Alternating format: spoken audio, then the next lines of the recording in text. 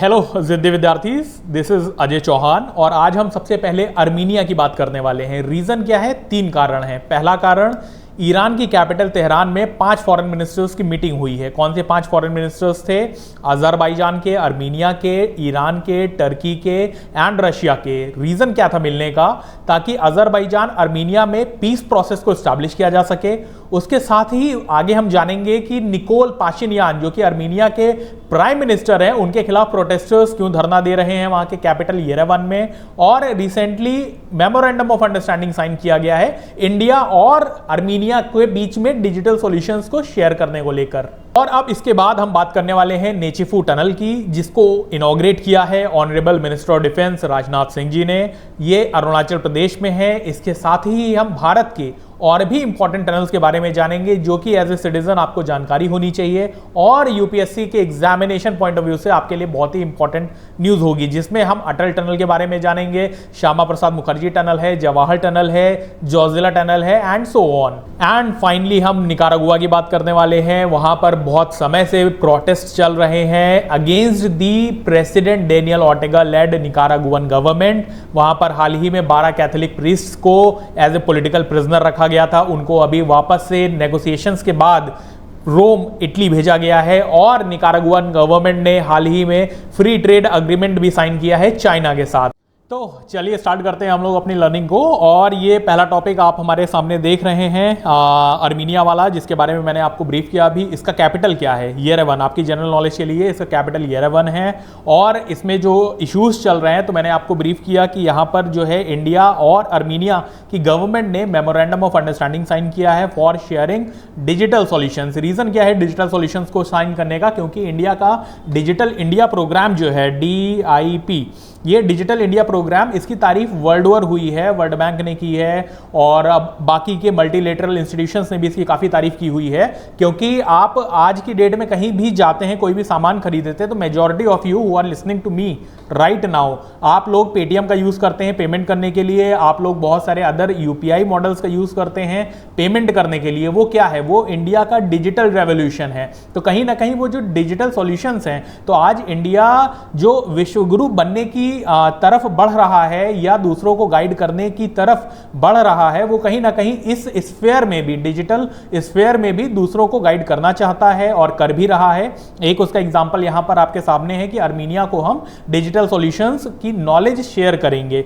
Secondly what happened कि Iran में जो 5 कंट्रीज के फॉरेन मिनिस्टर्स मिले हैं, तो उसमें मेन रीजन क्या था कि उनको अर्मीनिया और अजरबैजान के बीच में इश्यूज को रिजॉल्व करना है। कैसा इशू है उनके बीच में? नागोर्नो काराबाख का, नागोर्नो काराबाख का। ये मैं आपको अगर मैप के हिसाब से दिखाऊंगा तो शायद आपको ज्यादा बेहतर क्लियरली समझ में आएगा कि नागोर्नो काराबाख है कहां पे। तो हम सीधे मैप पर जाते हैं, मैप के थ्रू लर्न करने की कोशिश करते हैं कि एग्जैक्टली इश्यूज चल क्या रहे हैं यहाँ पे। ठीक है, उसके बाद हम वापस से अगेन इसी स्लाइड पे आएंगे, चीजों को लर्न करेंगे। ठीक है, तो यहां पर अगर मैं बात करूं तो ये जो आपका मैप है आप देख पा रहे हैं यहां पर, ये आपका कॉकेशियस रीजन है। ठीक है, कॉकेशियस क्यों? क्योंकि ये वाला जो पूरा एरिया है यहां पे कॉकेशियस माउंटेन्स हैं। ठीक है, इस टेरिटरी में इधर तो देखिए ब्लैक सी आपका वेस्टवर्ड साइड जो है इस रीजन के ब्लैक सी और ईस्टवर्ड साइड कैस्पियन सी है, लेकिन बीच में कॉकेशियस रीजन है। तो ये कौन कौन सी कंट्रीज हैं? इसमें कंट्रीज की अगर मैं बात करूं कॉकेशियस रीजन की, तो जॉर्जिया आती है, अजरबैजान आता है और अर्मीनिया आते हैं। तो ये 3 कंट्रीज जो हैं ये मिला के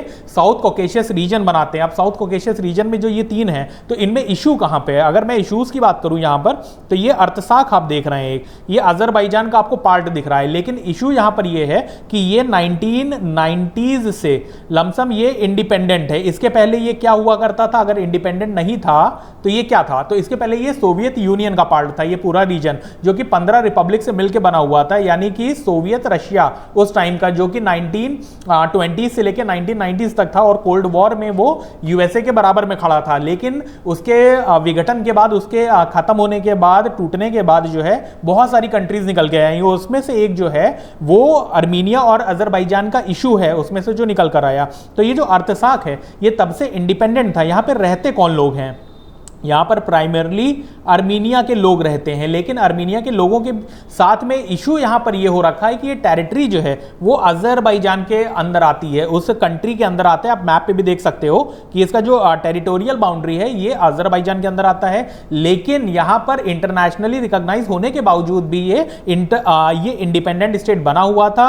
और आर्मीनिया के जो लोग हैं ये कहीं ना कहीं चाहते हैं कि ये जो है आपस में ये दोनों रीजन मिल जाएं, और इसलिए ये इशू बना हुआ है। क्योंकि कोई भी कंट्री देखिए अपने यहाँ की जो टेरिटोरियल सोवरेनिटी है वो खत्म नहीं होने देना चाहती, तो अजरबैजान भी यही चाहता है कि ये लोग उसके साथ मिल कर रहे हैं, लेकिन इशू ऐसा हो नहीं पा रहा है। क्योंकि जाहिर सी बात है जब दो तरीके के लोग होते हैं तो उनके बीच में कल्चरल डिफरेंसेस होते हैं, और वो डिफरेंसेस की वजह से वो कभी भी अपना नहीं पाते हैं एक दूसरे को, और वही चीज यहां पर देखने को मिल रहा है। बहुत जगह ऐसा भी होता है, लाइक इंडिया बहुत अच्छा एग्जांपल है जहां पे लोग सद्भाव के साथ रहते हैं, हमेशा एक साथ रहते हैं, लेकिन ऐसा वर्ल्ड ओवर देखने को नहीं मिल रहा है। इजराइल और पैलेस्टाइन का एक इशू है जहां पे 2 स्टेट सॉल्यूशन प्रपोज्ड है, लेकिन लोग उस तरीके से दोनों रीजन जो है वो आपस में बढ़ नहीं पा रहे हैं आगे। तो उसी तरीके से यहां पर अजरबैजान का ये रीजन, ये अर्तसाख जो है आपका, अगर इसको थोड़ा सा और ब्रीफ करूं मैं तो ये नगोर्नो काराबाख के नाम से जाना जाता है। Nagorno Karabakh region officially known as Republic of Artsakh, जो कि इंडिपेंडेंट था, और आगे इसी में ये और दूसरे कलर से आप देख पाओगे यहां पर, तो ये चीज है यहां पर, ठीक है। इसका कैपिटल क्या है यहाँ पे? स्टेपेनाकर्ट। स्टेपेनाकर्ट जो है 1923 में इसका नाम रखा गया था सोवियत रूस के द्वारा, लेकिन बाद में चीजें क्या बदल गई इसमें, जब 1990s में ये रीजन जो है अजरबैजान के अंदर आया तो उन्होंने इसका नाम बदल के खान केंडी कर दिया। खान केंडी उन्होंने अपने हिसाब से रखा है, क्योंकि बहुत सारे रीजन ऐसे होते हैं जो एक कंट्री उसको किसी और नाम से बुलाती है, दूसरी किसी और नाम से बुलाती है। तो ये जो आपका स्टेपेनाकर्ट है ये कैपिटल है इस रीजन का, अर्तसाख का, ठीक है। यहां पे आर्मीनियंस रहते हैं। हाल ही में क्या हुआ है कि पिछले महीने अजरबैजान की जो अजेरी आर्म्ड फोर्सेस हैं उन्होंने यहां पर एंटी टेरर एक्सरसाइजेस चालू की, एंटी टेरर एक्टिविटीज स्टार्ट की कि टेररिस्ट ग्रुप को वो खत्म करेंगे यहां से। और उसमें क्या हुआ कि अराउंड 1.2 लाख लोग जो हैं, जो आर्मीनियंस थे, वो यहां से छोड़कर निकल गए, और उसके लिए अजरबैजान ने एक ह्यूमैनिटेरियन कॉरिडोर भी बनाया था। तो कहीं ना कहीं ये हमारे लिए जानना बहुत जरूरी है कि ये इशू एग्जैक्टली है क्या, क्योंकि ये अगले साल जो है आपका यूपीएससी के पेपर में भी इसको पूछा जा सकता है। तो ये नाम जो है this is important for UPSC prelims, क्योंकि यूपीएससी इसके पहले भी 4 से 5 बार ऐसे क्वेश्चंस बना चुका है जिसमें वो एक तरफ नाम दे देता है, दूसरी तरफ कंट्री का नाम दे देता है, ठीक है, यानी कि रीजन का name and the place where the region where it belongs, ठीक है। स्वात वैली के बारे में उसने पहले पूछा हुआ है, इस तरीके के और भी क्वेश्चंस आ रखे हैं। गोलान हाइट्स के बारे में वो पहले पूछ चुका है, इस बार हो सकता है खान केंडी या स्टेपेनाकर्ट के बारे में पूछ ले कि ये कहां बिलोंग करता है। तो यू शुड ऑलवेज रिमेंबर कि that it belongs to Azerbaijan, ठीक है। इसके बाद बाकी भी जो इसके पार्ट हैं, इसके फीचर्स हैं, उसको लर्न कर लेते हैं यहाँ पे। It is a landlocked country of the Transcaucasia. मैंने कॉकेशिया बताया आपको कि ये कॉकस रीजन का पार्ट है, इसलिए जो है इसको ट्रांस कॉकेशिया की कंट्री बोला जाता है। इसकी हाईएस्ट पीक क्या है? माउंट अरागत्स। माउंट अरागत्स कहाँ पे लोकेटेड है? आप ये आर्मीनिया जो देख रहे हैं, आर्मीनिया का ये कैपिटल है येरेवन। येरेवन के ऊपर यहाँ पर जो है ये माउंट अरागत्स लोकेटेड है, ठीक है। यहाँ पे इसके माउंटेन है जो हाईएस्ट पीक है इसकी। उसके बाद अगर मैं बात करूँ मेजर रिवर, ये अरास रिवर है। अरास रिवर जो है ये टर्की से स्टार्ट होती है और टर्की के बाद बहुत सारे अदर रीजन से होके गुजरती है, यानी ये टर्की जो है इससे होते हुए ये नखचिवान अजरबैजान का जो रीजन है ये ईरान से लगता है और इसके बीच में आर्मीनिया है। ये आर्मीनिया यहां पर अगर मैं बात करूं तो आर्मीनिया नखचिवान रीजन को अजरबैजान के अलग करता है, अजरबैजान के मेन लैंड से, ठीक है। और ये जो अरस रिवर है ये आपकी यहीं से होते हुए गुजरते हुए आगे जाती है, ठीक है। तो अरस रिवर के बारे में आपने जाना, हो सकता है रिवर के बारे में ये अगली बार पूछ लें क्योंकि ये उस रीजन को बिलोंग करती है जो कि डिस्प्यूटेड रीजन है। उसके बाद बाउंड्री जो है ये मैंने आपको दिखा दिया है। अजरबैजान की जो बाउंड्रीज हैं वो Georgia, Azerbaijan, Iran and Turkey इससे लगी हुई है, क्योंकि ये आर्मीनिया रहा आपका, इधर टर्की बाउंड्री कर रहा है इसके वेस्ट में, फिर जॉर्जिया है इसके नॉर्थ में, फिर अजरबैजान है इसके ईस्ट में एंड ईरान है इसके साउथ में। तो this is about the geography of Armenia. अब इसमें एक क्वेश्चन और रह जाता है कि नॉर्थ से साउथ जो है ये यूपीएससी पूछ लेता है कौन कौन सी चीजें नॉर्थ में है, कौन सी साउथ में, और इन ज्योग्राफिकल एरियाज को अरेंज करिए। तो यहां पर आप देख सकते हैं जॉर्जिया का जो बिलिसी है, ठीक है, इसका कैपिटल जो है ये आपका सबसे ज्यादा नॉर्थ में रहने वाला है। इसके बाद जो बाकू है आपका, तो ये बाकू आपका नॉर्थ में है। अब ये बाकू और येरेवन की पोजीशन जो है ये सेम आपको दिख रही होगी ज्योग्राफिकली, लेकिन बाकू जो है वो ज्यादा नॉर्थ की तरफ है और फिर येरेवन उसके नीचे आता है साउथ में, ठीक है। येरेवन जो है 40.1873 डिग्रीज नॉर्थ लैटिट्यूड पे है, जबकि बाकू जो है दिस इज 40.40 लैटिट्यूड, ठीक है, नॉर्थ लैटिट्यूड। तो इसलिए ये कुछ डिग्रीज से ऊपर की तरफ है और येरेवन नीचे है, ठीक है। तो ये उसका नॉर्थ से साउथ का ओरिएंटेशन हो गया इनके कैपिटल्स का। अभी आगे बढ़ते हैं। रिपब्लिक ऑफ अर्थसाक जो है इसके बारे में मैंने आपको ब्रीफ कर दिया है। नगोर्नो काराबाख रीजन का इशू है कि भाई मेनली अर्मीनियंस यहां पे रहते हैं, लेकिन वो जो है वो अजरबैजान का पार्ट होके रह रहे हैं, इसलिए वो खुश नहीं है वहां पर। उनको इंडिपेंडेंट स्टेट उन्होंने बना रखा था, लेकिन अजरबैजान अपनी टेरिटोरियल सोवरेनिटी मेंटेन करना चाहता है, इसलिए वो कहीं ना कहीं उसको इन्वेड कर रहा है, एनेक्स कर रहा है, या वहां पे अपनी फोर्सेस को भेज के कंट्रोल करने की कोशिश कर रहा है पूरे तरीके से। तो ये इशू प्राइमरली यहां पर था। अब नगोर्नो काराबाख के बारे में मैंने बता दिया, डिफैक्टो इंडिपेंडेंस इसको 1990 से मिल रखी थी, और इसके बारे में अज़ेरी फोर्सेस ने यहां पे अटैक लॉन्च किया, ये भी मैंने आपको ब्रीफ कर दिया है। एक चीज और जो आप जानना चाहेंगे यहां पर 3+3 साउथ कॉकस प्लेटफॉर्म, ठीक है, कॉकेशियस प्लेटफॉर्म जो है ये साउथ कॉकेशियस प्लेटफॉर्म, ये 3+3 क्या है, ये हो सकता है यूपीएससी में अगेन आपका क्वेश्चन यहां से फ्रेम हो जाए प्रीलिम्स का। पहली कंट्री क्या है, ईरान, टर्की, रशिया, और बाकी कंट्रीज कौन सी है, आर्मेनिया, अजरबैजान एंड जॉर्जिया। लेकिन जॉर्जिया ने जो है 2021 में बोला कि उनको इसका पार्ट नहीं बनना है अभी, ठीक है। लेकिन फिर भी ये टर्म जो है ये पूछा जा सकता है आपसे कि कौन कौन सी कंट्रीज इसका पार्ट है। इस तरीके के भी यूपीएससी के प्रीवियस ईयर क्वेश्चंस आ रखे हैं, तो you should better prepare about it, right. After that what we are going to learn about Nechiphu tunnel. Nechiphu tunnel जो है आपको इसके बारे में जानना चाहिए कि ये अभी रिसेंटली जो है 500 मीटर लंबा टनल है, और ये कहां पर लॉन्च किया गया है, इसको स्टार्ट किया गया है, ये अरुणाचल प्रदेश में लॉन्च किया गया, ट्रांस अरुणाचल बॉर्डर या हाईवे का पार्ट बनाया गया है इसको, ठीक है। It is a milestone because ये उस रीजन में जहां से ये हमको चाइना को काउंटर करने में मदद करेगा, ठीक है। ये हमारे डिफेंस कैपेबिलिटीज को स्ट्रेंथन करेगा, और इसकी वजह से जो है कहीं ना कहीं इंडिया का जो नॉर्थ ईस्टर्न सेक्टर है वो अपने में सेल्फ रिलायंस, सेल्फ डिफेंसिव ज्यादा स्ट्रेंथन्ड रहेगा, ठीक है। वहां पे मतलब कहीं ना कहीं वो ज्यादा प्रोटेक्टेड महसूस करेगा,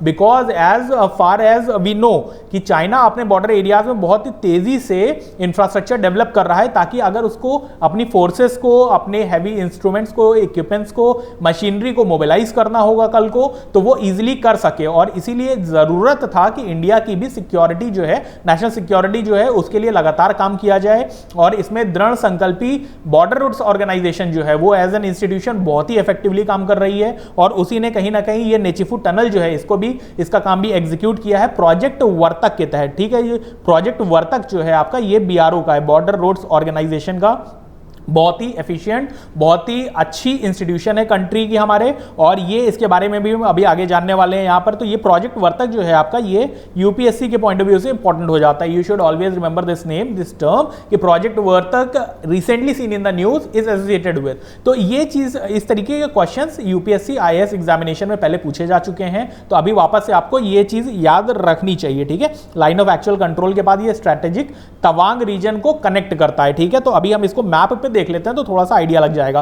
फिर ये जो टनल है ये 5700 फीट की ऊंचाई पर बनाई गई है, बालीपारा चार दुआर तवांग रोड, ठीक है। बालीपारा चार दुआर तवांग रोड पर इसको बनाया गया है, ठीक है।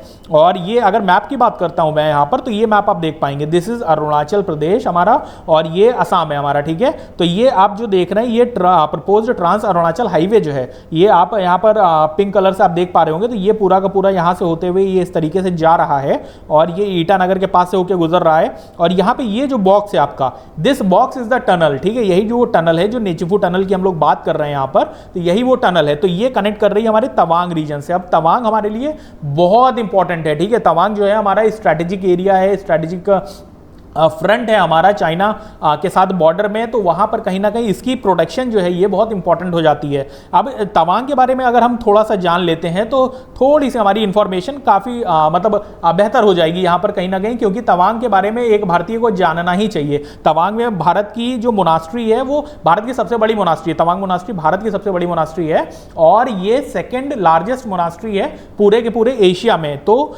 सेकेंड लार्जेस्ट मोनास्ट्री जो है तवांग मोनास्ट्री है एशिया की, ठीक है।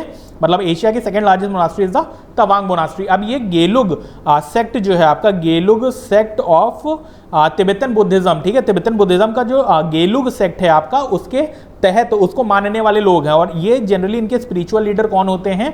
दलाई लामा। इनके स्पिरिचुअल लीडर हमारे दलाई लामा हैं, जिनका जो आज की डेट में जो दलाई लामा स्पिरिचुअल लीडर हैं, उनका बेस अभी धर्मशाला हिमाचल प्रदेश में हो रखा है। लेकिन उसी सेक्ट के अंदर जो होता है तिब्बतन बुद्धिज्म में 4 सेक्ट होते हैं। सबसे रिसेंट वाला जो है वो गेलुग सेक्ट है और उसकी मोनास्ट्री ये तवांग में बनी हुई है। अब ये तवांग मोनास्ट्री बनाई कब गई थी? 1680 में बनाई गई थी, अराउंड 1680 में। और ये जो है 5th दलाई लामा, उस समय जो दलाई लामा थे उनके इनिशिएशन पे ये बनाई गई थी, ठीक है। और उस समय इंडिया के अगर मैं बताऊं शासक कौन थे, तो उस समय औरंगजेब मुगल रूलर जो थे वो इंडिया पर अपना शासन चला रहे थे। और उस टाइम पे ये जो मोनास्ट्री है आपकी ये बनाई गई थी, तवांग मोनास्ट्री 1680s में, राइट।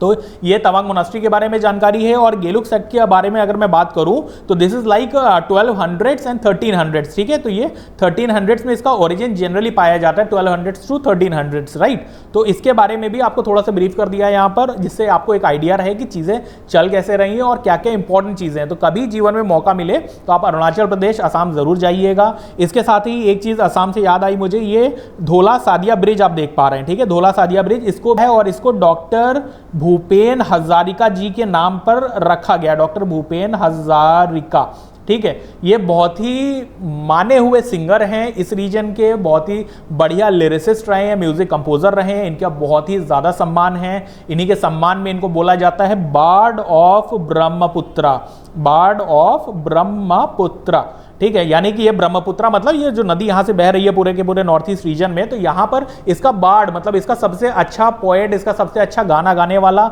जो है, जो सिंगर है, जो कि महान शख्सियत है, वो डॉक्टर भूपेन हजारिका को उस सम्मान से नवाजा गया था। और उनके मरणोपरांत इस जो ढोला सादिया ब्रिज है इसको उनके नाम पर रखा गया, ठीक है। अब ढोला सादिया ब्रिज क्या है? ये असम को अरुणाचल प्रदेश से कनेक्ट करता है, ठीक है। ये नदी पर बना हुआ है और ये दोनों स्टेट्स को कनेक्ट करता है, जिसकी वजह से जो वहां पे देखिए नॉर्थ ईस्ट है, आपको पता है पहाड़ी इलाका है, तो वहां पर टेरेन डिफिकल्टीज बहुत सारी हैं, यानी कि इजी एक्सेसिबिलिटी नहीं है, रीच आउट करना बहुत सारी जगह पर। तो उसकी वजह से जो है ये ब्रिज ने उस रीजन को कहीं ना कहीं एक एड्रेस किया है और दूरियां जो है उसके बीच में कम कर दी हैं। असम से अरुणाचल प्रदेश पहुंचने में ये एक अहम भूमिका निभाता है। तो दिस इज अबाउट ये आपका नेचीफुट टनल। उसके बाद अगर मैं बात करूं, यहाँ पर मैंने एक फोटो और लगा रखी है। ये फोटो से आप क्या देख रहे हैं? ये एक नॉर्मल टनल है, ठीक है। और यही फाइनली नेचीफुट टनल ऐसे बन के निकल के आई है, ठीक है। This is the initial phase, this is the final phase. अभी ये फोटो लगाने का मेरा मकसद क्या है यहाँ पर?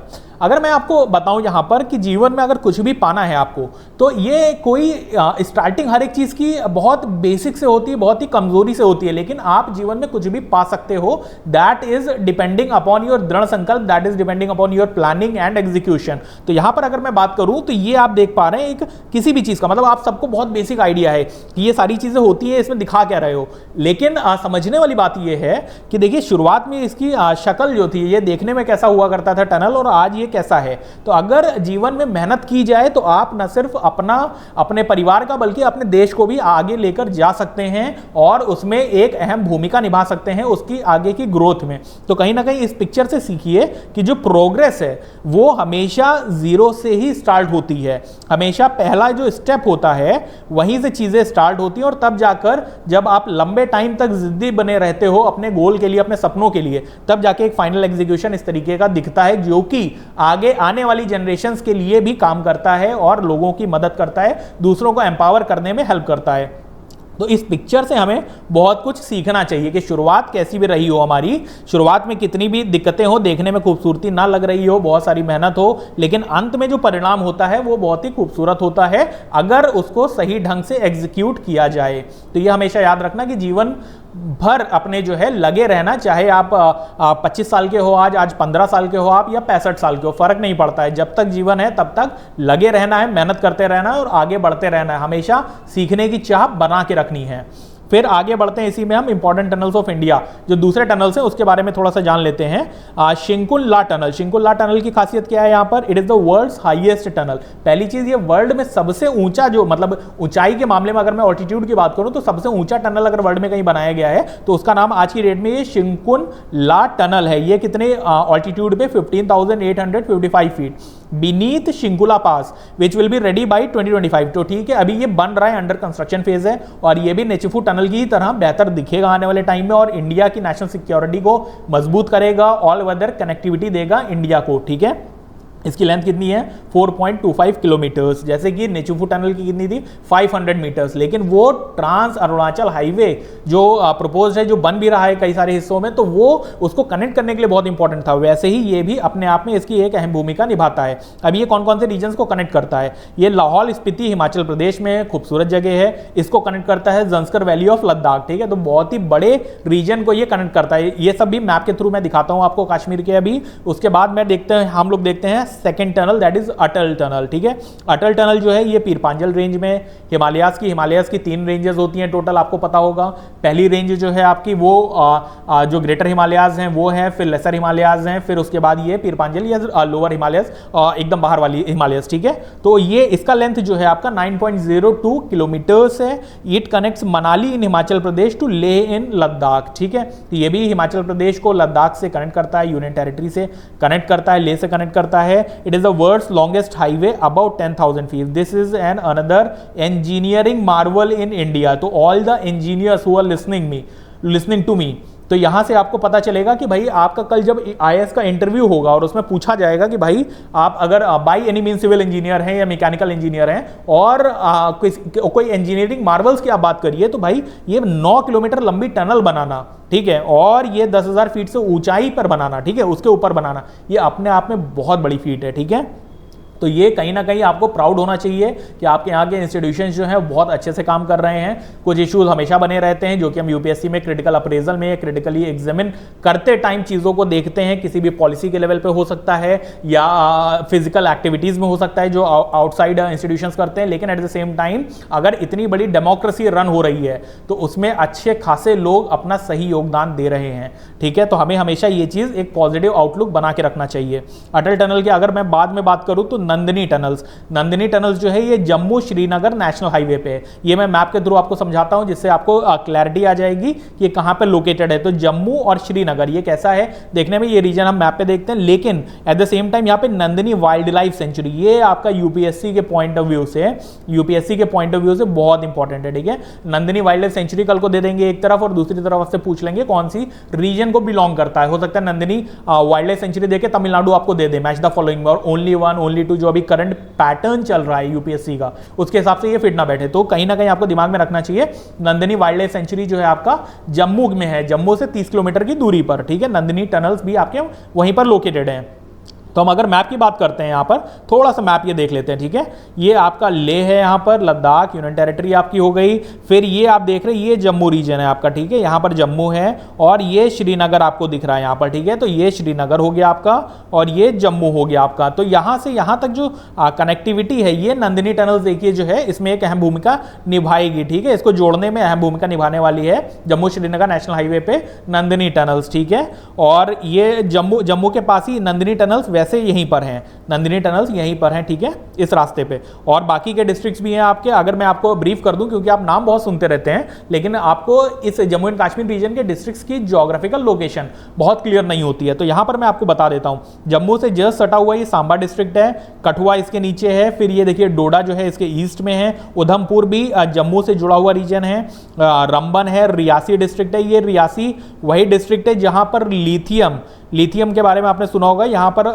लिथियम के बहुत सारा भंडार मिला है। ठीक है, अभी कुछ महीने पहले जो है इंडिया में रियासी डिस्ट्रिक्ट में लिथियम का भंडार मिला, और उसके बाद हम लोग बात कर रहे थे कि रेयर अर्थ मेटल्स में इंडिया कहीं ना कहीं हो सकता है लिथियम की वजह से एक सस्टेनेबल पोजीशन में आए। ठीक है, लेकिन अभी भी एक्सप्लोरेशन चल रहा है और प्रोडक्शन में अभी टाइम लगेगा। तब तक के लिए हम ग्लोबल जो वॉलेटाइल सिचुएशन है as far as the supply chain of rare earth metals is concerned, which is heavily skewed towards और डिपेंडेंट अपॉन चाइना, तो वो कहीं ना कहीं कुछ टाइम के लिए चीजें बनी रहने वाली हैं डिपेंडेंसी। लेकिन ओवरऑल जो है हो सकता है कि कल को यहीं से हमारा जो है लिथियम हम प्रोड्यूस करें, और ये रियासी डिस्ट्रिक्ट से प्रोड्यूस होने के बाद हमारे यहाँ पे जितना भी इलेक्ट्रॉनिक सेगमेंट है, यानी इलेक्ट्रिक व्हीकल हो गया आपका, या आपका दूसरे अप्लाइंसेज हो गए आपके, जैसे कि मोबाइल के गैजेट्स हो गए, टैबलेट्स हो गए, और ये वाला जितना भी सेगमेंट होता है, बैटरीज हो गई आपकी, तो यहां पर हो सकता है इसकी प्रोडक्शन की वजह से वहां पर सप्लाई अच्छी होने लगे। ठीक है, तो ये रियासी डिस्ट्रिक्ट इससे जुड़ा हुआ है। फिर राजौरी के बारे में आप लोग हमेशा सुनते रहते हैं, राजौरी भी देखिए ये जम्मू से बॉर्डरिंग डिस्ट्रिक्ट है आपका। फिर मीरपुर जो है इधर इसके वेस्ट में देख पा रहे हो आप। ये पूंछ डिस्ट्रिक्ट जो है, ये देखिए पूंछ जो है ये भी ऊपर की तरफ है यहाँ पर। फिर बारामुल्ला जस्ट पूंछ के ऊपर है, कुपवाड़ा हो गया, मुजफ्फराबाद हो गया, बांदीपुरा आपका जो है इधर लद्दाख से बॉर्डर कर रहा है। फिर गांदरबल जो है श्रीनगर के जस्ट बगल में है। ठीक है, और अनंतनाग जो है ये भी श्रीनगर के पास है। ठीक है, सोफियान डिस्ट्रिक्ट बडगाम जो है ये आपका देख पा रहे हो, ये भी श्रीनगर, जम्मू से श्रीनगर जब आप जाते हो तो ये भी ऊपर की ही तरफ पड़ रहा है, कुलगाम भी इधर ही है।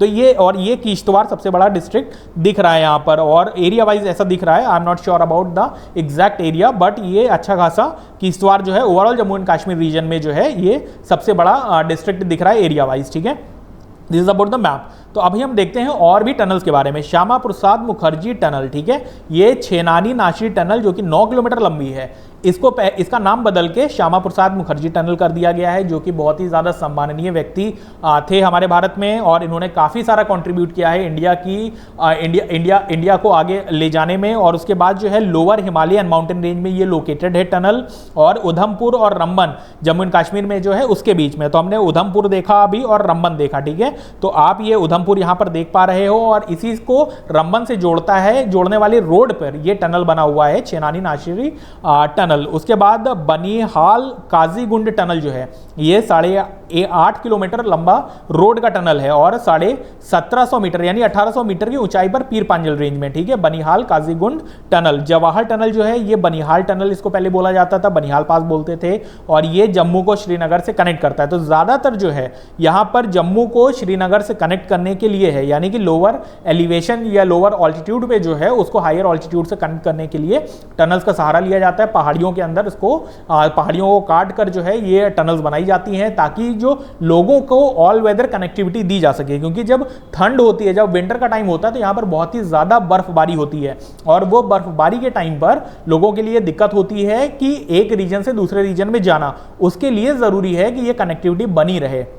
उसके साथ आगे बढ़ते हैं। यहाँ पर हम लोग एक ये जोजिला टनल है, जोजिला टनल ये अंडर कंस्ट्रक्शन है। 40% काम इसका जो है जुलाई 2023 तक कंप्लीट हो चुका है। ठीक है, 14.2 किलोमीटर लंबी रोड है, 14.25 किलोमीटर लंबी रोड है, ये रोड टनल है। और ये कितने ऑल्टीट्यूड पे बन रही है 11,500 फीट की ऊंचाई पर ये बन रहा है। कहाँ पर? श्रीनगर कारगिल लेह नेशनल हाईवे पर। ठीक है, अगर मैं यहाँ पर मैप की बात करूँ तो जोजिला टनल कैसे बन रहा है, ये आपका श्रीनगर रहा आपका, यहाँ पर ये कारगिल है और ये ले है। ठीक है, तो ये कहीं ना कहीं इस तरीके से ये जोजिला टनल जो है आपकी ऐसे यहां पर ये वाले रीजन में बनाई जा रही है। ठीक है, जिससे कि श्रीनगर, कारगिल और लेह को कनेक्ट किया जा सके। इसके बाद हम आगे देखते हैं, और जोजिला जब बन के तैयार हो जाएगी तो इसमें एक चीज याद रखिएगा कि it will be Asia's longest road tunnel. ठीक है, क्योंकि ये 14.25 किलोमीटर लंबी टनल हो रही है, बन रही है। जेड मोर टनल ये कितनी है? 6.5 किलोमीटर लंबी टनल है, श्रीनगर कारगिल लेह पर, ये भी अंडर कंस्ट्रक्शन है। तो मतलब रीजन देखिए, ये रास्ता जो है ये काफी लंबा है, श्रीनगर से कारगिल फिर लेह। ठीक है, तो इसके बीच में बहुत सारी टनल चाहिए, क्योंकि रोड तो एक है, लेकिन इस रोड के साथ में आप देखिएगा तो बीच में बहुत सारी पहाड़ियां पड़ेंगी, तो अलग अलग पहाड़ियों के लिए अलग अलग टनल्स होंगी। ठीक है, कि मतलब एक पहाड़ी को काटा तो उसके अंदर एक लंबा सुरंग बनाया गया, तो वो सुरंग जो है पहली वाली जैसे मान लीजिए आपने जोजिला टनल है, उसके बाद जेड मोर टनल, तो इस तरीके से ये टनल्स बनाई जा रही है। ठीक है, ये 20 किलोमीटर की दूरी पे है जोजिला पास से।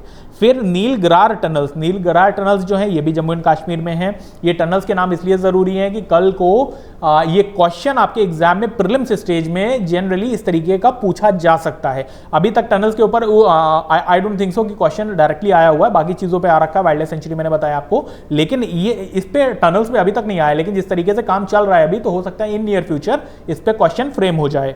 फिर चतेरगला टनल, ठीक है, चतेरगला टनल ये कठुआ एंड डोडा डिस्ट्रिक्ट्स को कनेक्ट करता है। मैंने ये भी दिखाया था आपको, ये कठुआ है आपका और ये डोडा डिस्ट्रिक्ट है। ठीक है, तो इन दोनों को कनेक्ट करने के लिए आपका चाथरगाला टनल है, ठीक है। इसके बाद हम देखते हैं न्योमा एयरफील्ड इन लद्दाख। न्योमा एयरफील्ड इन लद्दाख जो है, ये एयरफील्ड हमारी कनेक्टिविटी को मजबूत करती है लद्दाख रीजन में, ठीक है। न्योमा विलेज जो है ये लोकेटेड है कहाँ पे, south bank of Pangong so lake. Pangong so lake news में था किस टाइम पर, कोविड के टाइम पर। रीजन क्या था, चाइनीज इनकर्जन्स, ठीक है, वो अपनी हद से बाहर जा रहे थे और इंडिया की सीमा में घुसने का प्रयास कर रहे थे, और उसी टाइम पर कहीं ना कहीं इस तरीके का जब एयरफील्ड होता है हमारे पास तो ये हमको सपोर्ट महसूस करता है, और इसलिए जो डेवलपमेंट है बॉर्डर एरियाज में वो इंफ्रास्ट्रक्चर की जो नीड्स हैं वो बहुत ज़्यादा इफेक्टिवली पूरी होनी चाहिए और की भी जा रही हैं राइट नाउ, ठीक है। तो ये पैंगोंग सो लेक उस समय न्यूज़ में था, और इसके ही साउथ बैंक से पास में लोकेटेड न्योमा विलेज है, और वहीं पर न्योमा एयरफील्ड है, ठीक है, लद्दाख में।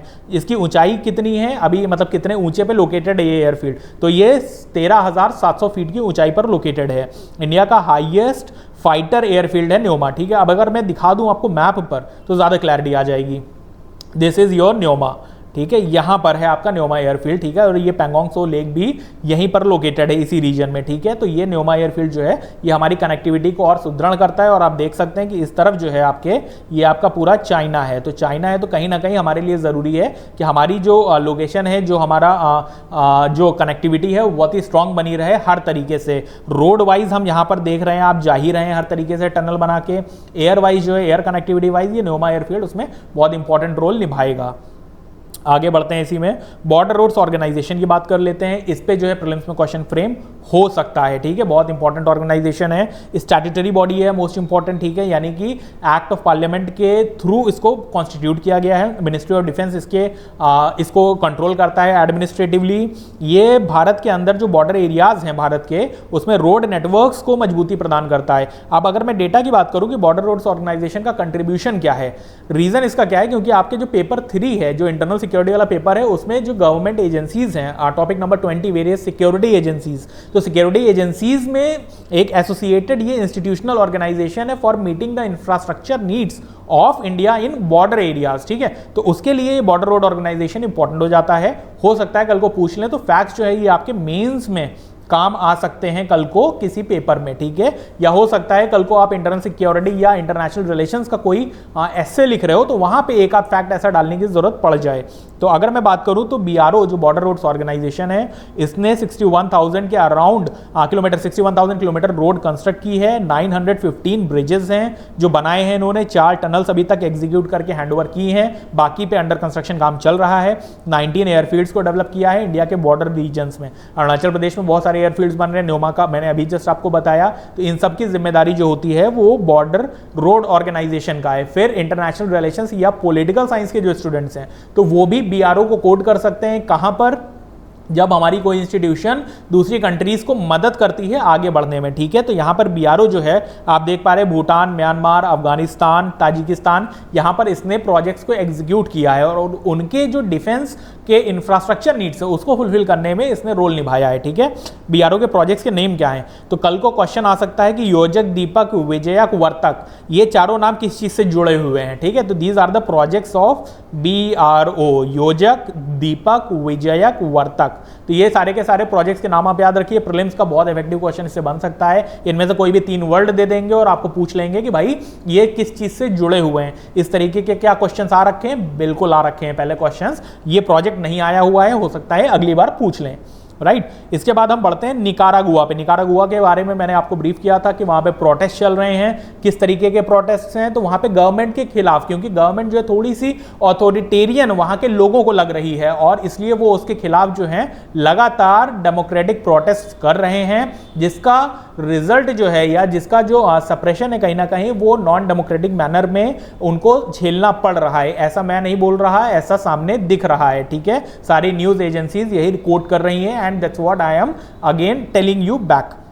तो यहाँ पर अगर मैं बात करूँ तो 12 कैथोलिक प्रीस्ट जो हैं, जिसके बारे में मैंने बताया आपको, तो अभी वेटिकन सिटी आपको पता है कि क्रिश्चियंस के लिए बहुत ही होली प्लेस है और वहाँ पर पोप रहते हैं। तो वेटिकन सिटी के साथ नेगोशिएशंस के बाद निकारागुआ गवर्नमेंट ने इन 12 कैथोलिक प्रीस्ट को जो डिटेन कर लिया था, पॉलिटिकल प्रिजनर बना के रखा था, उनको रोम भेज दिया है, ठीक है, आज़ाद करने के बाद कि आप हमारी कंट्री में नहीं रहोगे। रीज़न क्या है, रीज़न इसका एक ही है कि निकारागुआ के अंदर जो इश्यूज चल रहे हैं तो वहाँ की गवर्नमेंट, वहाँ की पुलिस जो है वो ज़्यादा ज्यादा स्क्रूटिनी रख रही है कैथोलिक चर्च के ऊपर, ठीक है, जो कैथोलिक चर्च है वहां पर उसके ऊपर ज्यादा से ज्यादा नजर रखी जा रही है, क्योंकि वहां की गवर्नमेंट को लगता है कि ये गवर्नमेंट के खिलाफ काम कर रहे हैं और कहीं ना कहीं जो है क्रिटिकल हैं गवर्नमेंट के जो पॉलिसीज हैं उसके खिलाफ या रिजीम के खिलाफ, तो इसलिए उनको रोकने की कोशिश की जा रही है। उसके बाद चाइना और निकारागुआ, ये दोनों लोग अभी क्लोज आए हैं, एक फ्री ट्रेड अग्रीमेंट भी साइन किया गया इनके बीच में हाल ही के टाइम में। और निकारागुअन रिजीम ने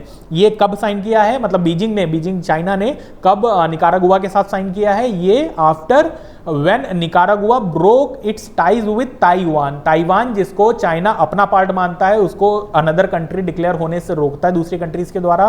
तो जब निकारागुआ ने बोला कि भाई हम ताइवान से रिश्ता नहीं रखेंगे, तो चाइना ने बोला अच्छा ठीक है, फिर हम लोगों के पारस्परिक संबंध जो है ये आगे जा सकते हैं, और उसी की दिशा में फ्री ट्रेड अग्रीमेंट एक अच्छा कदम है चाइना की गवर्नमेंट की तरफ से निकारागुआ के साथ में। पॉलिटिकल बैकग्राउंड की बात करता हूं कि निकारागुआ के साथ ऐसा हो क्यों रहा है, या अभी ये न्यूज में लगातार जो बना हुआ है पिछले 5-10 सालों से, ये क्यों है ऐसा। यूएसए और यूरोपियन यूनियन ने इस पे सैंक्शंस लगा रखे हैं निकारागुअन गवर्नमेंट में, ठीक है। सैंक्शंस क्यों लगाए हैं, क्योंकि ये जो वहां पे प्रोटेस्ट होते हैं तो ये गवर्नमेंट जो है उनके सपोर्ट वाली नहीं है। डेनियल ऑर्टेगा की जो आज गवर्नमेंट है निकारागुआ में, वो सपोर्ट यूएसए और यूरोपियन यूनियन उसको नहीं करते हैं। उन दोनों के कहीं ना कहीं एंटी हो रखी है, मतलब एक दूसरे की बात नहीं मानते हैं, वो अपने हिसाब से चलाते हैं, ये अपने हिसाब से चलवाना चाहते हैं, या ये डिप्लोमेटिकली कह लीजिए कि एक दूसरे के दोस्त बन के रहना चाहते हैं, जो कि पॉसिबल नहीं हो रहा है because of the divergence in ideologies, ठीक है, विचारधारा नहीं मिलती है, इसलिए दोनों एक साथ नहीं जा रहे हैं। वो डेमोक्रेसी चाहते हैं, काम कैसे भी करते हो, ये कहीं ना कहीं इस तरीके से परसीव नहीं होते हैं कि दे आर डेमोक्रेटिकली एक्टिव, ठीक है। निकारागुअन गवर्नमेंट ऐसा परसीव होता है, इसलिए इन दोनों के बीच में डाइवर्जेंसेस हो रखे हैं। पहले क्या हुआ था कि 300 लोगों की डेथ हो गई थी जब वो प्रोटेस्ट कर रहे थे, मतलब अगेंस्ट गवर्नमेंट ऑफ निकारागुआ, ठीक है। फिर Ortega toppled right wing regime supported by Washington in 1970s। 1970 के दशक में क्या हुआ था कि वाशिंगटन यानी कि यूएसए के सपोर्टेड एक गवर्नमेंट वहां पे थी, राइट विंग गवर्नमेंट थी। राइट विंग मतलब जो कैपिटलिस्ट टेंडेंसीज को सपोर्ट कर रहे हैं, यानी कि जो मुख्य धारा में पैसे को आगे ले जाने वाले जो इंडस्ट्रियलिस्ट होते हैं, बिजनेसमैन होते हैं, उनको प्रमोट करती है कि भाई इकोनॉमिक जो है प्रोग्रेस बनी रहनी चाहिए कंट्री में, क्योंकि जब इकोनॉमिक प्रोग्रेस होगी तभी वेलफेयरिज्म की तरफ हम जा पाएंगे। ये ऐसा विचार होता है राइट विंग गवर्नमेंट का, ठीक है। तो वो कहीं ना कहीं वो गवर्नमेंट को टॉपल करके पलट के तख्ता पलट करके ऑर्टेगा गद्दी पर बैठ गए थे, और उसके बाद से इन लोगों के बीच में तानातनी बनी रहती है। फिर जनरल बैकग्राउंड दे देता हूं इस कंट्री का, निकारागुआ का। 1821 में यहां पर इसको आज़ादी मिली थी, किससे मिली थी, स्पेन से मिली थी, ठीक है। स्पेन यानी कि स्पेनिश, वहां पे स्पेनिश का कॉलोनियल रूल हुआ करता था। आपको पता है जैसे कि भारत में ये ब्रिटिश साम्राज्य हुआ करता था अधीनता के दौरान, तो उसी टाइम पर जो लैटिन अमेरिका वाला रीजन था वहां पे जनरली स्पेनिश लोग जो थे वो कॉलोनियल रूलर्स थे, और ये लैटिन अमेरिका का पार्ट है चूंकि कंट्री निकारागुआ, तो इसलिए जो है उस वहां पे स्पेन था, और स्पेन से आज़ादी इनको 1821 में मिली and it became a republic in 1838। ये आपका general studies paper 1 world history जो है आपका, वर्ल्ड हिस्ट्री, उससे क्वेश्चन फ्रेम हो सकता है मेंस में आपके, ठीक है। GS 1 मेंस में जो है आपका क्वेश्चन यहां पर फ्रेम किया जा सकता है। अब आप कहिएगा इतनी छोटी सी चीज नहीं, जब वर्ल्ड हिस्ट्री का क्वेश्चन आता है 1 या 2 ही क्वेश्चन आते हैं मेंस में, लेकिन होता क्या है कि कोई ना कोई इशू जो होता है वो न्यूज में होता है, और वहां से ये लोग ट्रैक कर लेते हैं पुरानी एक्टिविटी, इसलिए यहां पर मैंने ये ऐड किया हुआ है कि GS 1 में भी ये पूछा जा सकता है। About half of Nicaragua's 6.3 million people are Catholic, यानी कि 63 लाख लोगों की आबादी वाला देश है निकारागुआ। 63 लाख में से मान के चलिए 30 लाख लोग जो हैं वो लमसम जो है वो कैथोलिक हैं, यानी कि चर्च को फॉलो करते हैं, ठीक है। और ये कहीं ना कहीं जो कैथोलिक प्रीस्ट हैं, तो उसको जो है गवर्नमेंट देख रही थी कि ये लोग कंट्री की जो गवर्नमेंट है उसके खिलाफ काम कर रहे हैं, इसलिए उनको बंद किया गया, फिर वापस भेज दिया गया बाहर। ज्योग्राफी की बात कर लेते हैं, तो पहले आपको दिखा देता हूं कुछ यहां पर। ये आपका निकारागुआ है, ठीक है। मैप पर आप देखिएगा तो ज्यादा क्लियरली समझ में आए, इधर कैरेबियन सी है, इधर पैसिफिक ओशियन है, और ये पूरा का पूरा मैप है। ब्राजील आप देख पा रहे हैं यहाँ पर, ये यूएसए है आपका, और ये बीच मर यहाँ पर जो है ये आपका निकारागुआ है, ठीक है। यहाँ पर निकारागुआ है, ये मैप पे थोड़ा सा क्लियर नहीं आ रहा है, वैसे क्लैरिटी थी इसमें, लेकिन कोई बात नहीं, अभी लेक्चर चल रहा है तो we will proceed with it. और यहाँ पर निकारागुआ, यहाँ पर आपको क्लियरली दिख रहा है, तो ये जो है इसका ये मॉस्किटो कोस्ट है, ठीक है। मॉस्किटो कोस्ट इसके जो ईस्टवर्ड कोस्ट है जो कि कैरेबियन सी के ऊपर लैंड कर रहा है यहाँ पर, मतलब इससे जुड़ा हुआ है, मैरीटाइम बाउंड्री है इसकी। तो ये मॉस्किटो कोस्ट जो है यहाँ पर लोकेटेड है। तो अगर ज्योग्राफी वाइज में बात करूँ निकारागुआ, क्योंकि न्यूज में है तो यूपीएससी के प्रीलिम्स में ज्योग्राफी से भी क्वेश्चन आ सकता है। तो लोकेशन इसकी क्या है, सेंट्रल अमेरिका की कंट्री है, which is bordered by Honduras to the north and Costa Rica to the south. तो होंडुरस आपके नॉर्थ में इसमें दिख रहा है यहाँ पर, और ये निकारागुआ हो गया, ये कोस्टा रिका इसके साउथ में हो गया, ठीक है, यहाँ पर ये कोस्टा रिका है। और इस तरीके से आप देखोगे कि ये कहीं ना कहीं इसकी जो बाउंड्री लोकेशंस हैं ये आपका सेंट्रल अमेरिका में होंडुरस और कोस्टा रिका के बीच में है। उसके बाद पैसिफिक साइड पे निकारागुआ के दो लेक हैं, lake Managua and lake Nicaragua, ठीक है, lake Managua and lake Nicaragua, ये आप देख पा रहे हो। तो ये लेक जो है ये आपका लेक निकारागुआ है, ठीक है, और ये लेक मानागुआ है, ठीक है। तो ये मानागुआ क्या है, इसकी कैपिटल है एक्चुअली। तो ये मानागुआ इसकी कैपिटल है, यहाँ पर आप देख रहे हो, this is the capital of Managua. ये भी न्यूज़ में है, न्यूज़ में क्योंकि प्रोटेस्ट जो होते हैं वो यहीं पर होते हैं, तो हो सकता है अगली बार ये क्वेश्चन आपके सामने आ जाए। तो बेटर बी प्रिपेयर्ड कि मानागुआ कहाँ पर लोकेटेड है, और स्टेपेनाकार्ट यानी कि खान केंडी जो कि अजरबैजान में है। तो ये सब चीज़ें न्यूज़ में रहती हैं और प्रीलिम्स में अगले साल पूछी जा सकती हैं, ठीक है। और इसके साथ ही अगर मैं बात करूँ मॉस्किटो कोस्ट, जिसके बारे में मैंने आपको बताया, मॉस्किटो कोस्ट मच्छरों की वजह से नहीं है। मॉस्किटो जनरली मतलब हमारे जो हिंदी भाषी लोग हैं उनके लिए मच्छर होता है, लेकिन यहाँ पर ये मिस्कीतो मिस्कीतो ट्राइब हुआ करती थी 1800s में, यानी कि 19th सेंचुरी में मिस्कीतो ट्राइब थी यहाँ पर, और वो ट्राइब का किंगडम था मिस्कीतो किंगडम। उनके नाम पे, जब उनके अलग अलग होता है ना भाई, अब संस्कृत के बहुत सारे वर्ड होते हैं तो उससे अलग शब्द पैदा हो गए, लैटिन से बहुत सारे शब्द पैदा हो गए, उसी तरीके से मिस्कीतो से मॉस्किटो बना है, ठीक है। तो ये मॉस्किटो कोस्ट जो है मच्छरों की वजह से नहीं बल्कि मिस्कीतो ट्राइब और मिस्कीतो किंगडम की वजह से है। हाईएस्ट माउंटेन पीक की बात करता हूं तो मोगोटॉन पीक यहां पर है, जैसे कि वहां पर मैंने आर्मीनिया में बताया था आपको, वैसे यहां पे मोगोटॉन पीक हो रखी है, ठीक है। इसके बाद ये इसका मैप रहता है आपका, जो कि मैप अभी क्लियर नहीं है तो I should not focus upon that right now. But overall south America की अगर मैं बात करूं तो ये वेनेजुएला आपका लोकेटेड, कोलंबिया है। जब न्यूज़ में होंगे तो इनके बारे में इन डेप्थ फर्दर बात करेंगे। और इसके बाद यहाँ पर आपका ये पेरू देख पा रहे हैं आप, बोलीविया है ये, और ब्राज़ील आपने देखा, अर्जेंटीना, चिली, तो इस तरीके से बहुत सारी कंट्रीज ये इस पे लोकेटेड है, ठीक है। और अब फाइनली हम कंक्लूड करते हैं इस सेशन को। इसमें मैं आपको ब्रीफ कर दूं थोड़ा सा कि ये जो मेंटरशिप प्रोग्राम है, ये जिद्दी विद्यार्थी का मेंटरशिप प्रोग्राम राइट नाउ चल रहा है और इसको मैं ही लीड करता हूं।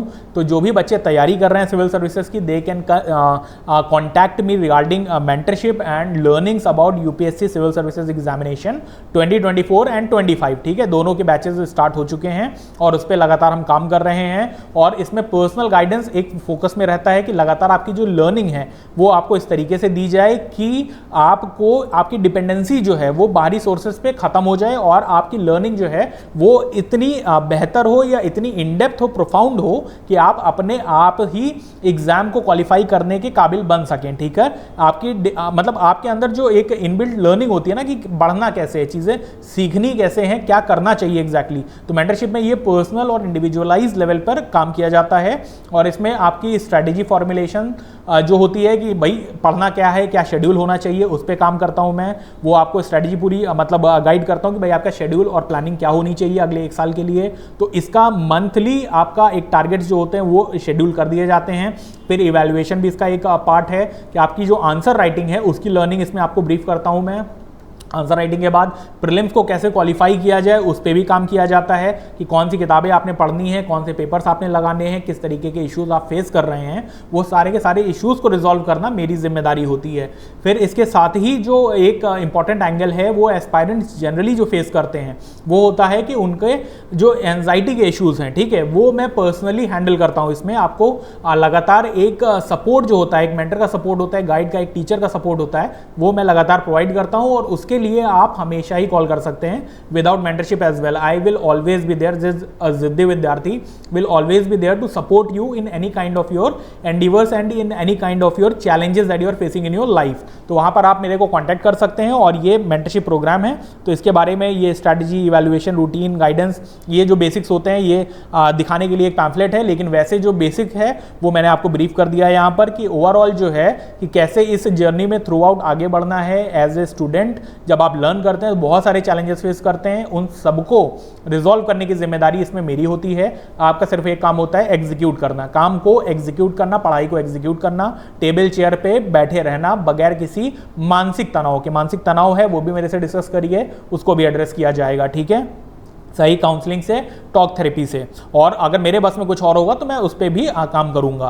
फिर उसके बाद जो है एसए कोड, एसए कोड ये है crack the SA code. SA की टेस्ट सीरीज मैंने लॉन्च की हुई थी, ये 15 अक्टूबर को इसका पहला टेस्ट हो रखा है और इसके बाद आगे आगे आने वाले टाइम में भी टेस्ट होंगे, तो ये भी आप ज्वाइन कर सकते हैं। इसमें जो है जो नए बच्चे हैं, जो अर्ली बर्ड ऑफर एक लॉन्च किया गया है, इसके तहत जो है जो नए बच्चे आएंगे, ये 5 टेस्ट की टेस्ट सीरीज, जिसमें आपका टेस्ट जो है वो सिविल सर्वेंट्स जो अभी ऑफिसर हैं जिन्होंने पेपर निकाला हुआ है वो आपको मदद करेंगे इसमें लर्न करने में कि ऐसे कैसे लिखा जाता है। आपकी कॉपी इवैल्यूएशन में भी वो सपोर्ट करेंगे और सारे के सारे टेस्ट भी वही जांचेंगे, ठीक है। तो इससे आपको क्या होने वाला है कि आपका जो एसए की लर्निंग है ये बहुत ही स्ट्रांग बनने वाली है, और आपके जो एक ये 250 में से जो इंपॉर्टेंट मार्क्स होते हैं ओवरऑल लर्निंग के, तो ये कहीं ना कहीं ओवरऑल जो आपके रैंक को शेप करने में बहुत इंपॉर्टेंट रोल निभाते हैं, जो कि 120 भी आ जाते हैं, 150 भी आ जाते हैं एक छोटे लेवल की मेहनत से, कंपेयर टू जीएस 1 2 3 4 जो बड़े सिलेबस हैं या ऑप्शनल पूरा का पूरा,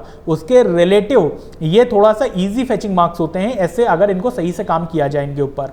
तो ये आपका एसए का टेस्ट सीरीज जो है, जो शुरुआत के 100 सीट्स के लिए ऑफर जो था वो काफ़ी ज़्यादा ह्यूज डिस्काउंटेड है और अभी ये ओपन है, कुछ सीट्स अभी भी बची हुई हैं, तो those who would like to go for SA test series they can think of it.